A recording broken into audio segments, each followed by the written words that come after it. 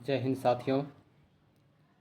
अभी तक हम लोगों ने ट्यूटोरियल 7500 का 2 सेट कर चुके हैं। आज हम लोग तीसरा सेट स्टार्ट करेंगे, प्रैक्टिस सेट तीसरा।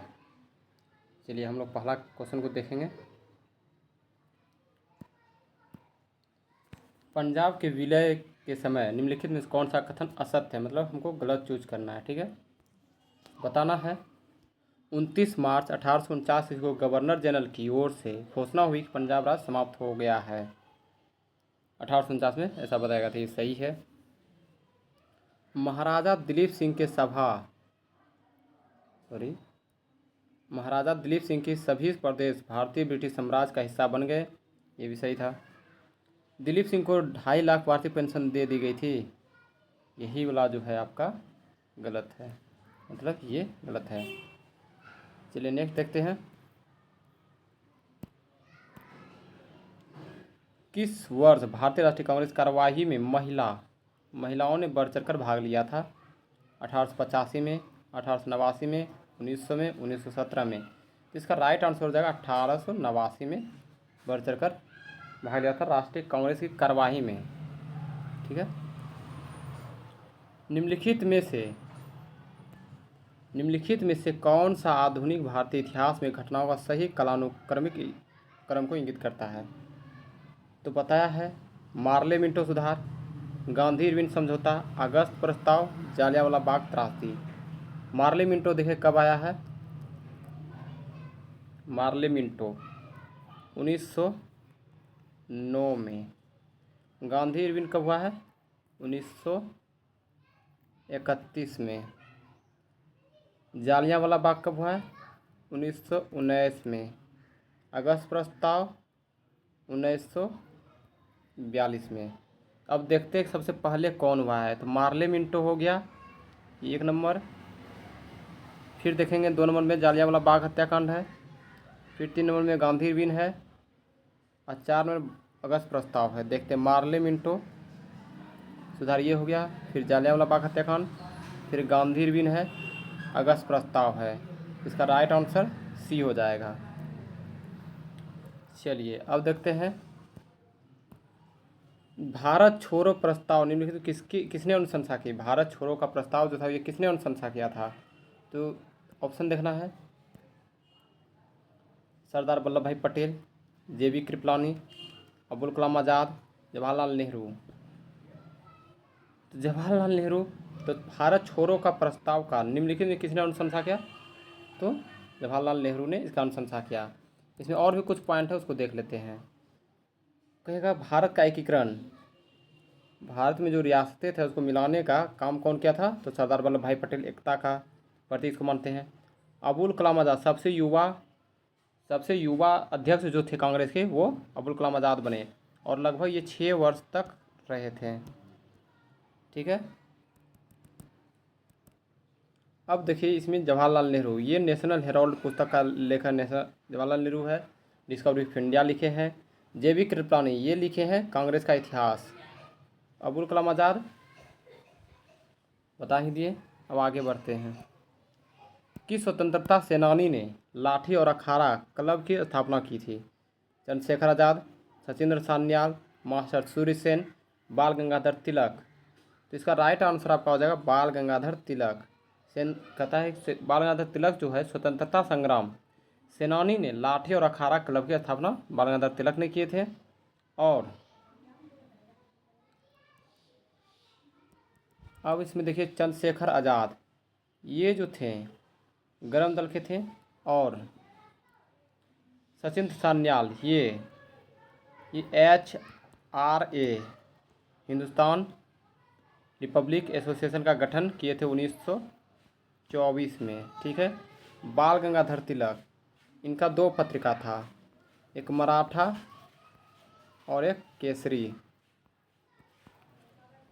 मराठा अंग्रेजी में छपता था, केसरी मराठा में। ठीक है। और इसमें देखते हैं, इसको और बढ़ाते हैं, इसमें क्या हो सकता है। और ये 2 उत्सव मनाए थे, एक था गणपति,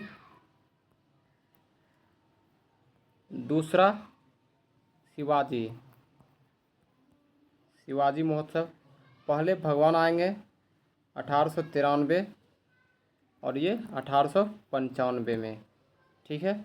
और ये उत्सव मनाने का एक ही इसका उद्देश्य था कि लोग ज़्यादा से ज़्यादा जुड़े और स्वतंत्रता संग्राम में भागीदारी सुनिश्चित करें। और देखिए इसमें और एक चीज़ आपको बताते हैं, जैसे इसमें मास्टर सूर्य सेन है। सूर्य सेन का जो है इनका संबंध रहा है चटगांव बंदरगाह पर ये छापा मारे हुए थे और वहाँ से बहुत सारे शस्त्र को हड़प लिए थे। 1942 में भारत छोड़ो आंदोलन के दौरान शहीद हुई किस महिला को बूढ़ी गांधी कहा जाता है? बूढ़ी गांधी कहा जाता है वीना चटर्जी, उषा मेहता, लक्ष्मी सहगल, मातंगिनी हाजरा, ठीक है। तो इसका राइट आंसर आपका होगा मातंगिनी हाजरा। मातंगिनी हाजरा राइट आंसर है। और उषा मेहता जो थी ये रेडियो संचालक थी। ये क्या थी? रेडियो संचालक। उषा मेहता रेडियो संचालक थी, ठीक है। अब आगे बढ़ते। दीनबंधु सार्वजनिक सभा की स्थापना किसके द्वारा किया गया है? B.R. अम्बेडकर के द्वारा, गोपाल कृष्ण गोखले, ज्योतिबा फुले, इनमें से कोई नहीं। तो इसका दीनबंधु सार्वजनिक सभा जो है ज्योतिबा फुले द्वारा किया गया है। और देखते हैं इसमें, देखिए क्या क्या है। ये जो गोपाल कृष्ण गोखले ये महात्मा गांधी के राजनीतिक गुरु थे। और गोपाल कृष्ण गोखले के राजनीतिक गुरु कौन थे? तो ये थे महाराष्ट्र के सुब्रात, उसको बोलते हैं M.G. रनाडे। यानी कि इनके गुरु ये और इनके गुरु ये हो गए, ठीक है। इतना याद रखना है। अब देखिए B.R. अम्बेडकर जो थे ये, इसके बारे में कुछ याद आ रहा था, भूल गया। प्रारूप समिति के सदस्य अध्यक्ष ये बने हुए थे। संविधान निर्मात्री भी इसको बोलते हैं। आगे देखते हैं नेक्स्ट क्वेश्चन पे। सैयद वंश के सुल्तानों का सही कालानुक्रम दिखाना है, ठीक है। सबसे देखिए दिया हुआ चार शासक दिया, चारों के बारे में बताते हैं।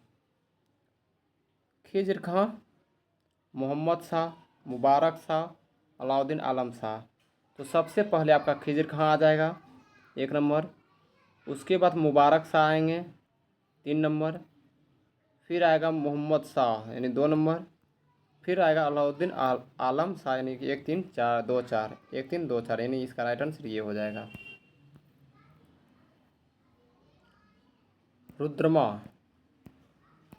रुद्रमा के संदर्भ में निम्नलिखित कथनों पर विचार कीजिए एवं उसके बारे में सही कथन चुनिए। रानी रुद्रमा वारंगल के काकतीय वंश की चौथी स्वतंत्र शासिका थी। बताना सही है या गलत है। तो ये जो है आपका सही है। रानी रुद्रमा जो थी काकतीय वंश की चौथी स्वतंत्र शासिका थी। उसने दक्षिण तमिलनाडु के पांडे, उड़ीसा के पूर्वी गंग शासकों, देवगिरी के सेनाओं शासकों पराजित किया नहीं। इसमें पूछता है कौन सा कथन सही है, तो हमको पहले ही पता चल गया ये सही है एक, तो ऑप्शन इसका ए सही हो जाएगा। मध्ययुगीन भारत के संदर्भ में सार्स शब्द का अर्थ क्या है? पूछा है सार्स शब्द का अर्थ क्या है। तो इसमें देखा है धार्मिक संस्थानों को दी गई भूमि जो कर मुक्त थी, किसानों पर लगाए गए कर का प्रकार, एक स्थान जिसका उद्देश्य भारतीय और विदेशी यात्रियों, तीर्थयात्रियों, व्यापारी आदि को अस्थायी आवास प्रदान करना। उपयुक्त में से कोई नहीं। इसमें दिया SARIS सैरिस दिया है। सैरिस क्या हो जाएगा? इसका संबंध है ऑप्शन नंबर सी से, एक स्थान जिसका उद्देश्य भारतीय और विदेशी यात्रियों, तीर्थयात्रियों, व्यापारियों आदि को अस्थायी आवास प्रदान करना। निम्नलिखित कथनों पर विचार कीजिए। इल्तुतमिश ने सिजदा पैबोस के पर था राजा के प्रति समान विवादन के रूप में आरंभ किया था? नहीं। कौन किया था? बलबन किए थे। बलबन ने चांदी का टंका तथा तांबे का जीतल मुद्रा के रूप में प्रचलित करवाया था। ये भी गलत है आपका, यानी पहला गलत, दूसरा भी गलत, ना ही 1 ना ही 2, ठीक है। अब आगे बढ़ते हैं।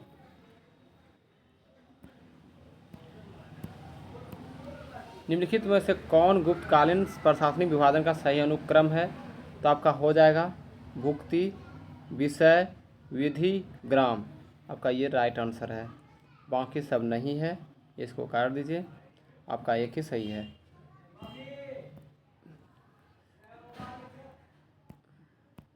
निम्नलिखित में कौन सा मंदिर वास्तुकला की वेसर शैली का उदाहरण है? वेसर देखिए, नॉर्थ में रहेगा नॉर्थ नागर, साउथ द्रविड़, और नॉर्थ प्लस साउथ तो वेसर, या इसको डब्लू कर लीजिए या भी कर लीजिए, वेसर है, ठीक है। ये शैली प्रचलित है।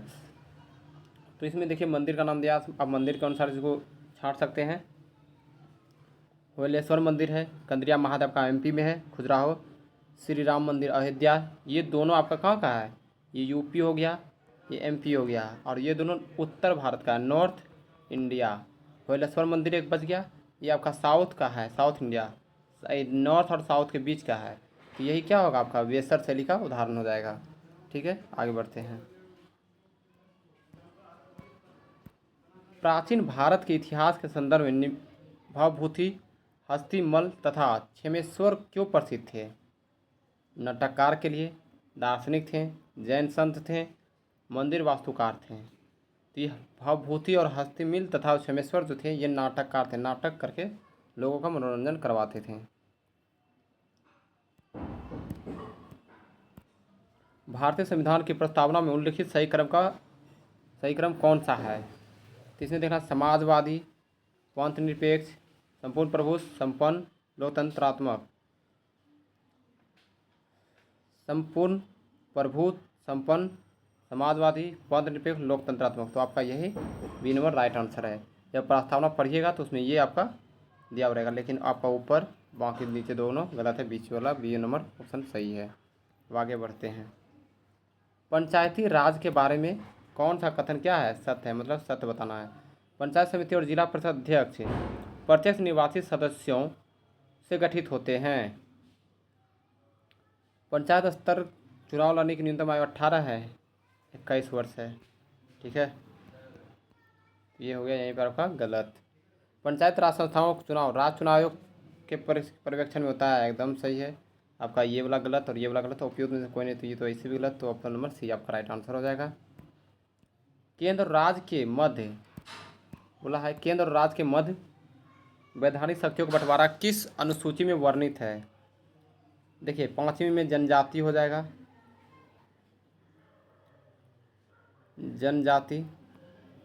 जनजाति क्षेत्र। 6ठा में असम, त्रिपुरा, मिजोरम, मेघालय, ये स्पेशल स्टेट है। 8वीं में भाषा, ये हो जाएगा सूची। अब देखते हैं केंद्र राज्य के बीच शक्तियों का बंटवारा। तो केंद्र राज्य के बीच शक्तियों का जो बंटवारा होता है, इसी में देखिए 3 सूची होता है, संघ सूची, राज्य सूची और समवर्ती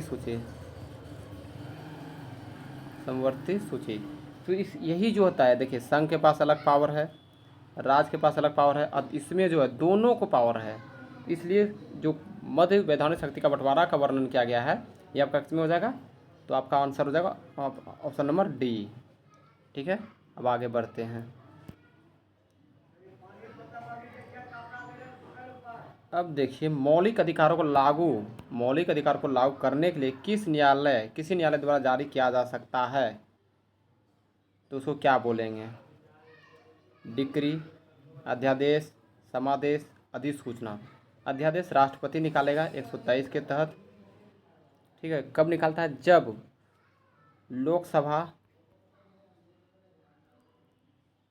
लोकसभा एंड राज्यसभा सत्र में ना हो, तब जो है, और उस टाइम उस टाइम कोई कानून लागू करना हो, तो उस टाइम राष्ट्रपति जो 123 के अनुसार अध्यादेश जारी करते हैं, और ये 6 सप्ताह के भीतर आपको अनुमोदन करा लेना है, तब ये चल रहेगा। प्राकृतिक पर्यावरण की रक्षा किस प्रकार संवैधानिक अधिकार है? मौलिक कर्तव्य, मौलिक अधिकार, नीति निर्देशक तत्व, प्राकृतिक कर्तव्य। तो ये आपका जो है मौलिक कर्तव्य, पर्यावरण का सुरक्षा करना मौलिक कर्तव्य, इसलिए आप लोग को जो है, आप लोगों को मौलिक कर्तव्य 10 ध्यान में रखना है, ठीक है। बोलिएगा तो हम आपको करवा देंगे, कोई दोहराना है लेकिन आप लोग खुद भी याद रखिएगा इसको, ठीक है। आइए हम लोग देख लेते हैं मौलिक कर्तव्य को। देखिए आपका हम बताते हैं कितना नंबर में आपको मौलिक ये पर्यावरण मिल जाएगा, तो और मौलिक कर्तव्य का नंबर साथ में जाइएगा तो आपको मिल जाएगा, ठीक है। ये याद रखना बहुत ज़रूरी है, क्योंकि मौलिक कर्तव्य से पूछ देता है क्वेश्चन। भले हम लोग सोचते हैं नहीं पूछेगा, लेकिन पूछता ज़रूर है। अब देखिए इसमें देख लेते हैं कि आर्टिकल किसका कहाँ से खत्म है। जैसे 1 मिनट, आइए मौलिक कर्तव्य है ये जो है आपका 51 ए बोलिए, भाग पूछेगा, भाग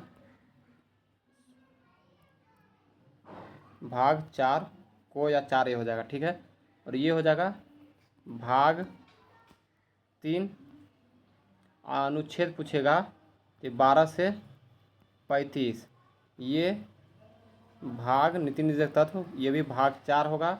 और इसमें अनुच्छेद हो जाएगा 36 से 51। और प्राकृतिक कर्तव्य तो है ही नहीं कुछ, ये तो ऐसे है। तो इतना आपको याद रखना है। ये ऊपर ऊपर हुआ। अब इसके अंदर भी अगर बोलिएगा तो हम आपका इसका क्लास करा देंगे। अगर आप लोग रहेंगे तो कमेंट बॉक्स में कीजिएगा।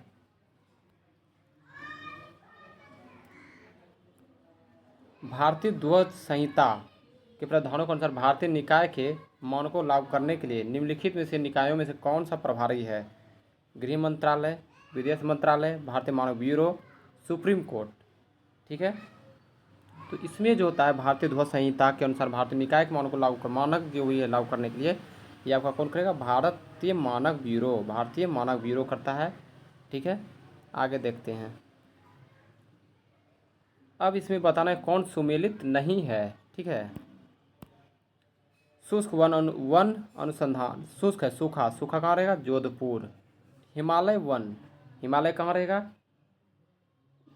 हिमालय देहरादून दिया है, जबकि ये गलत है, ये कहाँ हो जाएगा? शिमला चल जाएगा। वर्षा वन अनुसंधान जोरहट, सॉरी ये सही है, ये सही है। उष्ण कटिबंधीय वन अनुसंधान संस्थान जबलपुर, यानी ये तीनों सही है, सिर्फ ये गलत है, बी नंबर, ठीक है, ध्यान रखिएगा। और अनुसंधान केंद्र भी करा देंगे, इसको कराने के बाद हम करा देंगे आप लोग को। भारत में कोयला खनन की महत्वपूर्ण घटनाओं पर विचार कीजिए तथा इन्हें सही कालानुक्रम में व्यवस्थित कीजिए। रानीगंज में कोयला का प्रथम उत्पादन, 1 मिनट इसका देखिए, आपको कोट में इसको बताना है, ठीक है।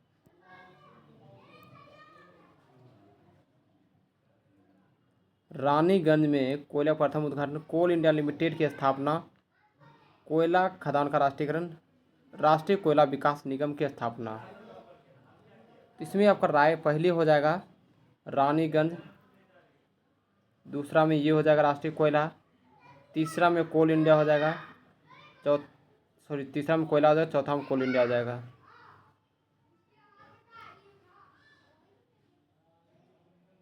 तो देखिए पहले 1 हो जाएगा, फिर 4, 1 4 3 2, यानी ये 2 ये 4 हो जाएगा। तो आपका ये नंबर हो जाएगा ऑप्शन नंबर डी। भारत का कौन सा राज्य चूना पत्थर, जिप्सम, नमक और जस्ता भंडारण के लिए प्रसिद्ध है? हरियाणा, राजस्थान, गुजरात, पंजाब। तो ये आपका हो जाएगा राजस्थान। राजस्थान में सीसा, तांबा ये सब बहुत मिलता है, ठीक है।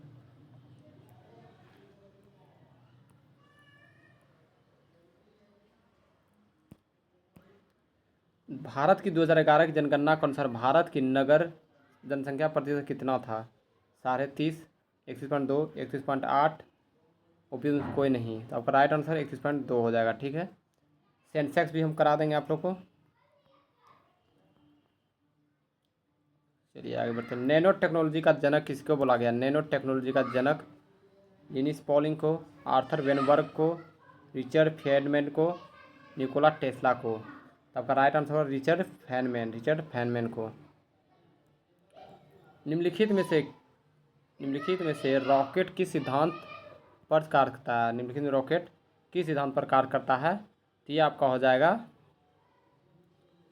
ऑप्शन देखिए, ऊर्जा संरक्षण का 1 मिनट, ऊर्जा संरक्षण का सिद्धांत, बर्नौली प्रमेय, रेखीय गतिक संरक्षण, अवोगाड्रो का अवधारणा। रेखीय होगा, लेकिन रेखीय जो है आपका रेखीय गतिक संरक्षण जो है ये न्यूटन का तृतीय गति नियम पर आधारित है। ठीक है। इको साउंडिंग का प्रयोग करते हैं समुद्र की गहराई मापने के लिए, ध्वनि की आवृत्ति बढ़ाने के लिए, ध्वनि कंपन उत्पन्न करने के लिए, भूकंप की तरंगों को रिकॉर्ड करने के लिए। तो ये आपका ध्वनि की समुद्र की गहराई मापने के लिए। क्यों? क्योंकि जब हम इको यहाँ से भेजेंगे, जैसे हम मान लीजिए ये जहाज़ है, ये जहाज़ है, ठीक है, यहाँ पर से हम अगर भेजेंगे, यहाँ कोई वस्तु है, यहाँ से टकरा करके जब लौटेगा या यहाँ से टकरा कर से लौटेगा, तो यहाँ से लौटने में जो समय लगेगा ना, वह समय ही बता देगा कितना डिस्टेंस है। उस समय से हम लोग निकाल लेते हैं कि समुद्र की गहराई कितना है। ठीक है, तो इसका पता चल ही गया। सोलर सेल किसके बने होते हैं? बहुत बार क्वेश्चन है, सोलर सेल किस चीज़ का बना होता है? अतिचालक, अर्धचालक, कुचालक, चालक। तो ये आपका अर्धचालक होता है। अर्धचालक में भी किसका? सिलिकॉन का बना होता है। ठीक है, याद रखिएगा। ऐसा वर्षा जिसमें सल्फ्यूरिक एसिड या नाइट्रिक एसिड के घटक शामिल होते हैं, इसका पीएच मान 4.5 से कम होता है तो क्या कहलाता है? संवहनीय वर्षा, अम्ल वर्षा, पर्वतीय वर्षा, उपयुक्त सभी। तो ऑब्वियसली ये जो है अम्लीय वर्षा होगा। क्यों? क्योंकि देखिए पीएच मान 7 से अम्ल है तो उसका 7 से कम होगा, एसिड है तो। अगर बेस है तो पीएच मान 7 से सॉरी उल्टा ही बता दिए। पीएच मान जो है एसिड का 7 से कम, वही बेस का रहेगा तो पीएच 7 से ज़्यादा। अब जब दोनों जगह उदासीन का तो 7 के बराबर हो जाएगा, तो याद रखना है। ठीक है, तो इसका ऑब्वियसली इसका आंसर अम्ल वर्षा हो जाएगा। ठीक है, कंफ्यूज नहीं करना है। जहरीली गैस को ख़त्म करने के लिए उत्प्रेरक, जहरीली गैस को ख़त्म करने के लिए उत्प्रेरक रूपांतरण निम्नलिखित में से किस धातु का उपयोग उत्प्रेरक में की जाती है? सोडियम, थोरियम, रेडियम, उपयुक्त में कोई नहीं, तो आपका रेडियम हो जाएगा। ठीक है, सोडियम को हम केरोसिन का तेल में डुबा कर रखते हैं ताकि ये ऑक्सीजन के संपर्क में आकर आग ना पकड़ ले। ठीक है, केरोसिन में रखते हैं। थोरियम का अयस्क होता है मोनोजाइट, और थोरियम केरल में पाया जाता है। ये सब पूछा हुआ क्वेश्चन है। ठीक है, ध्यान दीजिएगा। सूक्ष्म पोषक जो शर्करा के परिवहन कैल्शियम आयन के उपयोग से कोशिका विभाजन में महत्वपूर्ण है। Phosphate, boron, potassium, sulphur. तो आपका हो जाएगा फास्फोरस। क्या हो जाएगा? फास्फोरस। ठीक है, शर्करा में फास्फोरस आता है। ठीक है, और कैल्शियम भी आ गया है। चलिए आगे देखते हैं। किसी खाद्य पदार्थ सभी आवश्यक अमीनो अम्ल पाए जाते हैं। मछली में, अंडा में, दाल में, सब्जी में। इसीलिए देखिए अंडा जो होता है ना, अंडा में सभी प्रकार का अमीनो अम्ल पाया जाता है। इसी वजह से कहता है कि अंडा खाना चाहिए, और आंगनबाड़ी केंद्र में भी बच्चों को अंडा दिया जाता है, तो ध्यान दीजिएगा। ठीक है, चलिए आगे देखते हैं। पेडोलॉजी में किसका? पौधों जीवाश्म का अध्ययन। पहले ही कर दिया खेल, गलत। पेडोलॉजी में मृदा का, मिट्टी का अध्ययन करेंगे। एंथोलॉजी फूल का, सही है। एंटोमोलॉजी, एंटो मतलब क्या था? कीट। देखिए कीट, एंटोमोलॉजी कीट जंतु विज्ञान का शाखा हो जाएगा। ट्रेफोलॉजी पोषण का अध्ययन। ये सारे ठीक है, लेकिन वो एक पहला वाला पेडोलॉजी गलत था। किस शैवाल से आयोडीन प्राप्त की थी? सारगेसम, लेमनेरिया, रोमोनियम पल्मोटा, कॉन्ड्रस। तो लेमनेरिया से टिंचर आयोडीन प्राप्त किया जाता है। ठीक है, याद रखिएगा। निम्नलिखित में से कौन से धातु अम्ल से विक्रिया करके आसानी हाइड्रोजन आयन स्थापित करता है? मैग्नीशियम, कॉपर, सीसा, प्लेटिनम। तो कहते हैं मैग्नीशियम। ठीक है,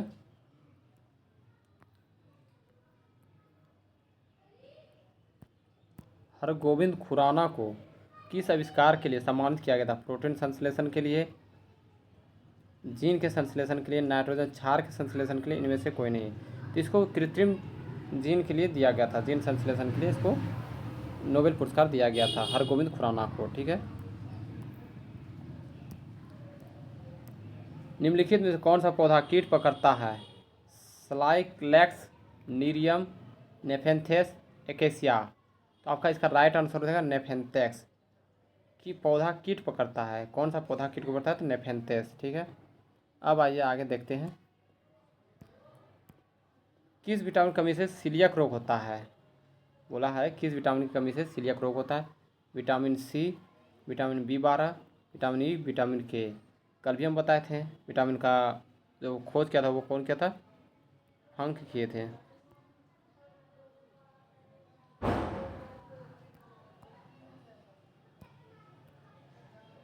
विटामिन का खोज कौन किया था? फंक। सी का एस एस विटामिन सी का क्या होता है? सी एरेबिथस, ये एस्कॉर्बिटिस एसिड, ईटा, टेकोफेरॉल।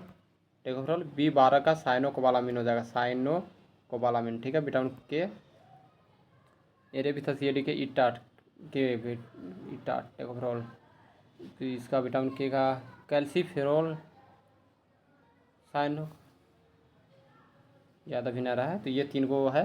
तो इसका राइट आंसर आपका जो हो जाएगा ये हो जाएगा विटामिन B12 कमी से सीलियक रोग होता है। ठीक है,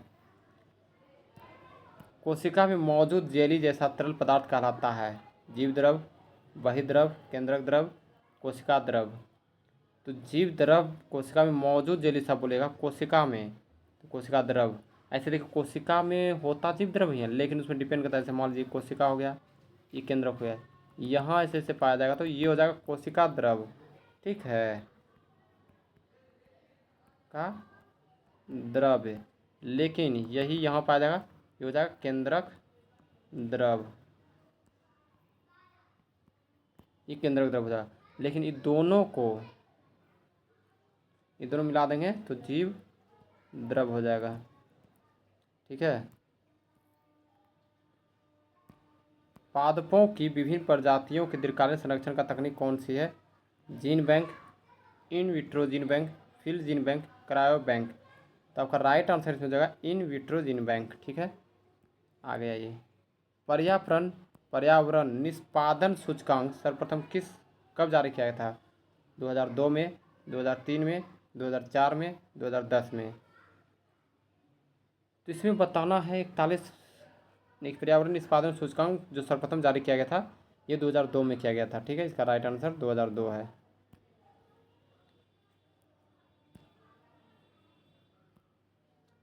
बढ़ती शहरी रोजगार के परिप्रेक्ष्य में ग्रामीण शहरी पलायन से संबंधित विरोधाभास निम्नलिखित में से कौन सा मॉडल व्याख्या करता है? तो ये हो जाएगा आपका सोलो मॉडल, वकील और Brahmananda model, Lewis model, Harris Todaro model. तो ये आपका हो जाएगा हैरिस टोड्रो मॉडल। ठीक है, बताना है।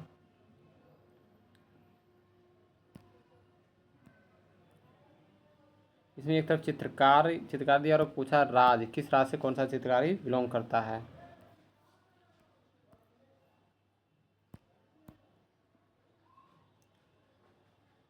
मधुबनी पता है सबको, मधुबनी कहाँ का है? बिहार का है। लेपाक्षी आपका आंध्र प्रदेश चल जाएंगे। वारली कहाँ चल जाएगा? महाराष्ट्र। अपरिचित उड़ीसा। मिला लेते हैं 4 3 1 2, 4 3 1 2।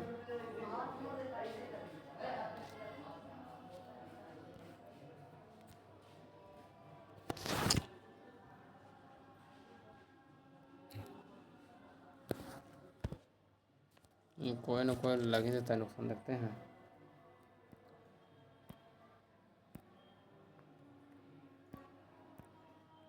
चार तीन एक दो इसका राइट आंसर हो जाएगा। चलिए,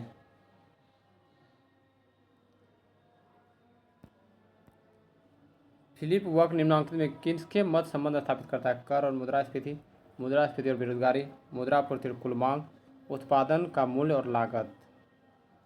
तो इसका राइट आंसर हो जाएगा आपका मुद्रास्फीति और बेरोजगारी। आइए, फिर आ गया है मिलान करने के लिए। ठीक है, कहलगांव जो है ये कहाँ पर है? तो आपका बिहार में, बिहार के भागलपुर डिस्ट्रिक्ट में कहलगांव है। तो ए का 2 देखते हैं कहाँ है, ए नहीं तो डी। ठीक है, फिर देखते हैं कोरबा कहाँ हो जाएगा? कोरबा आपका हो जाएगा छत्तीसगढ़, कोरबा छत्तीसगढ़। खरगोन कहाँ है? तो ये हो जाएगा मध्य प्रदेश, खरगोन मध्य प्रदेश। एक बचा है, कर्नाटक चल जाएगा। तो हम मिला सकते हैं 4, सॉरी 4 नहीं है, 2, फिर 1, फिर 4, 3, 2 1 4 3, 2 1 4 3, ये हो जाएगा आपका 2 1 4 3, ये राइट आंसर हो जाएगा।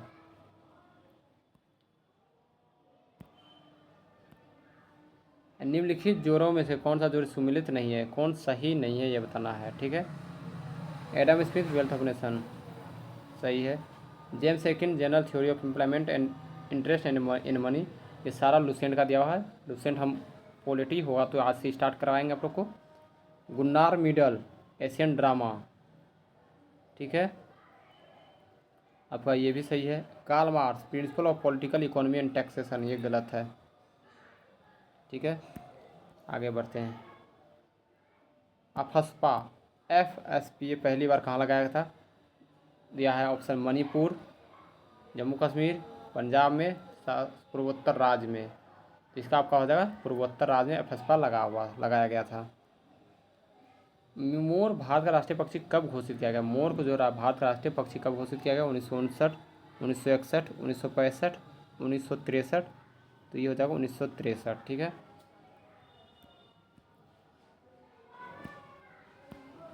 भारतीय मुद्रा बाजार के अंतर्गत निम्नलिखित में से कौन शामिल नहीं है? इसका हो जाएगा राइट आंसर। देखिए, सहकारी बैंक ऑप्शन दिया है, वाणिज्यिक पत्र, भारतीय औद्योगिक विकास बैंक, ट्रेजरी बिल। इसका राइट आंसर हो जाएगा भारतीय औद्योगिक विकास बैंक। पोचमपल्ली किसके लिए प्रसिद्ध है? नृत्य के लिए, शराब के लिए, बुनाई के लिए, ये सभी। इसका राइट आंसर है बुनाई के लिए प्रसिद्ध है पोचमपल्ली। चलिए, यहीं तक हमारा होता है डिस्कशन। अब इसके आगे हम लुसेंट पॉलिटी लेकर आएंगे कुछ देर बाद, तो उसमें फिर देखते हैं। आइए।